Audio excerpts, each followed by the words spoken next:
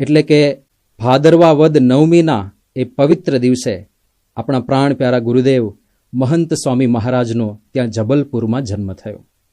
જે સ્થાને, જે કક્ષની અંદર મહંત સ્વામી મહારાજનું પ્રાકટ્ય થયું, ત્યાં આગળ હમણાં જ 13મી તારીખે તેઓની ચિત્ર પ્રતિમા પ્રતિષ્ઠિત કરવામાં આવી છે.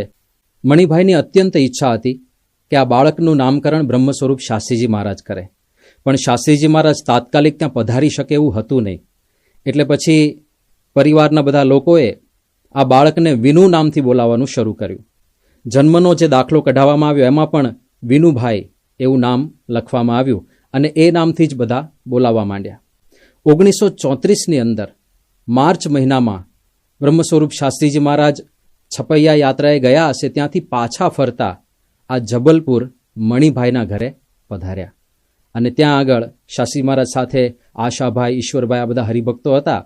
તો આશાભાઈએ આ 6 મહિનાના વિનુને, 6 મહિનાની ઉંમર હતી ત્યારે એમને શાસ્ત્રીજી મહારાજના ખોળામાં મૂક્યા અને એ વખતે શાસ્ત્રીજી મહારાજે એમનું નામ કેશવ પાડેલું.